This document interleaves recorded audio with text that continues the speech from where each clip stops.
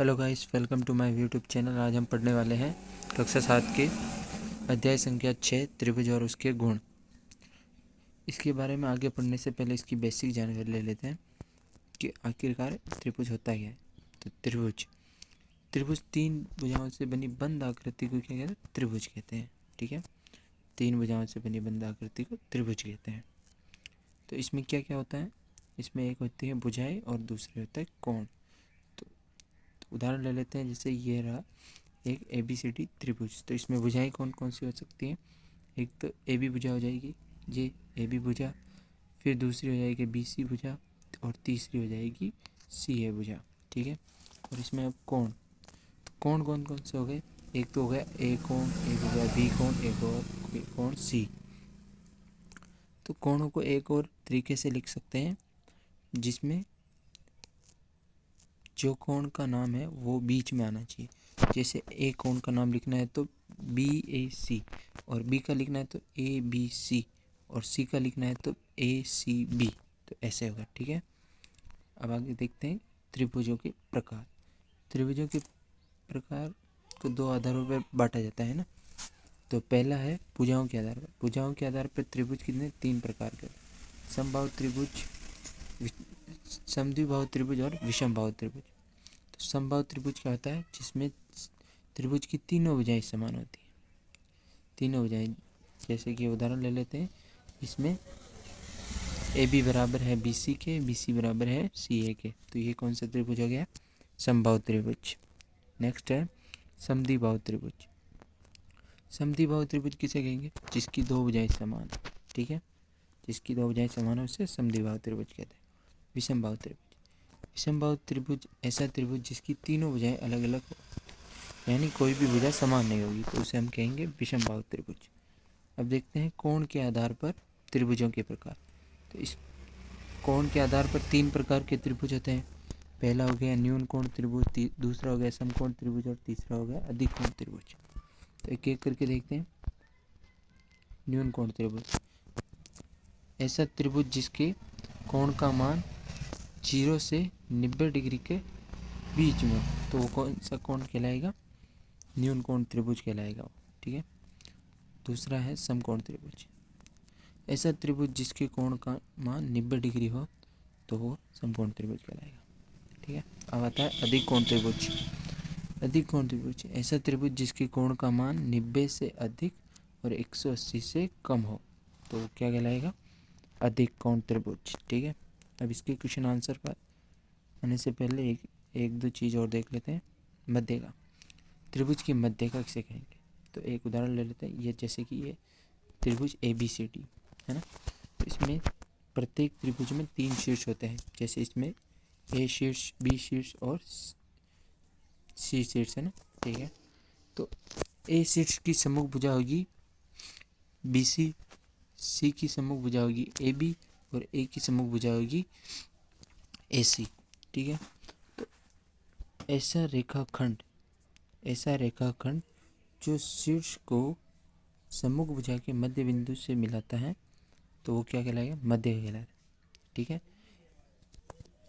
ऐसा रेखाखंड जो शीर्ष को सम्मुख भुजा के मध्य बिंदु से मिलाता है, तो वो कहलाता है मध्यिका। ठीक है, अगला है कि त्रिभुज में शीर्षलंब किसे कहते हैं? शीर्षलंब किसे कहेंगे? तो देखिए, ये त्रिभुज है। त्रिभुज के शीर्ष को सम्मुख भुजा से मिलाने वाली रेखाखंड को सम्मुख भुजा कहते हैं, और यह रेखाखंड सम्मुख भुजा के साथ 90 डिग्री का कोण बनाता है। यहाँ पर 90 डिग्री का कोण बनाएगा। ठीक है, तो मध्यिका में और इसमें ये अंतर है कि शीर्षलंब सम्मुख भुजा के साथ 90 डिग्री का कोण बनाता है, वो बना भी सकती है और नहीं भी बना सकती, लेकिन शीर्षलंब बनाएगा। ठीक है, अब क्वेश्चन आंसर बात है।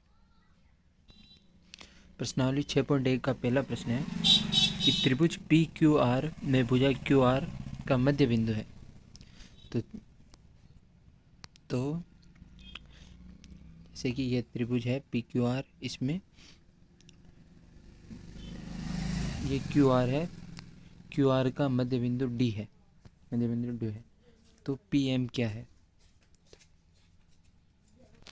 तो पी एम क्या होगा, पी एम, तो ये रहा P M, P M, P M, तो पी एम 90 डिग्री सम्मुख भुजा के साथ 90 डिग्री का कोण बना रहा है, तो ये क्या हो जाएगा, शीर्ष लंब, शीर्ष लंब हो जाएगा। ठीक है।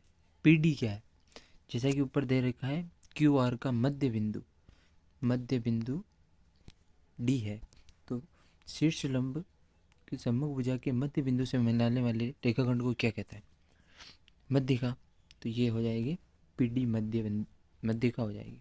ठीक है। दूसरा प्रश्न देखते हैं।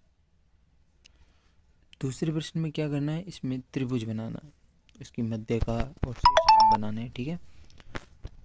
दूसरे का पहला है त्रिभुज ABCD में BE मध्यिका है, तो क्या है, त्रिभुज ABCD बनाना है और उसके शीर्ष से सम्मुख भुजा के मध्य बिंदु से मिलाना है। ठीक है। तो कैसे, जैसे कि इस त्रिभुज में कर रखा है, ये ABCD त्रिभुज बनाया और इसकी शीर्ष को सम्मुख भुजा के मध्य बिंदु E से मिला दिया और ये बन गया त्रिभुज। ठीक है। और पहले का दूसरा है कि त्रिभुज PQR में PQ और PR त्रिभुज के शीर्ष लंब है, तो इसमें 2 शीर्ष लंब है, यानी समकोण त्रिभुज बनेगा। ठीक है। तो कुछ इस प्रकार का त्रिभुज बनेगा, इस प्रकार का, जिसमें त्रिभुज PQR बन गया और इसमें 90 डिग्री का कोण बनेगा इस, और यहाँ पे PR एक तो शीर्ष लंब हो गया और एक QP हो गया। ठीक है।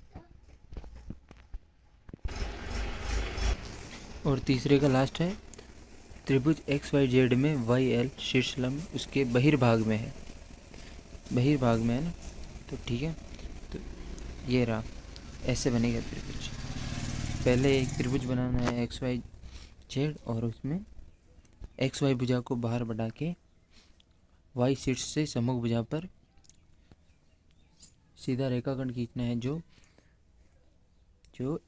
ZL पर 90 डिग्री का कोण बनाता है। ये देखो यहाँ 90 डिग्री का कोण बन रहा है। ठीक है। अब इसका तीसरा प्रश्न, अंतिम प्रश्न देख लेते हैं। अंतिम प्रश्न में हमें करना है कि समद्विबाहु त्रिभुज में शीर्ष लंब और मध्य का एक ही रेखाखंड हो सकता है, ये सिद्ध करना है। तो हम सबसे पहले एक त्रिभुज, समद्विबाहु त्रिभुज बनाएंगे।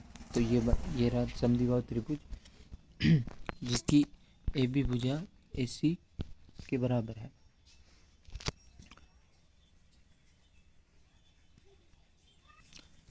है। तो अब इसके शीर्ष से सम्मुख भुजा के मध्य बिंदु पर एक रेखाखंड खींचना है, तो ये हमने यहाँ पर रेखाखंड खींचा।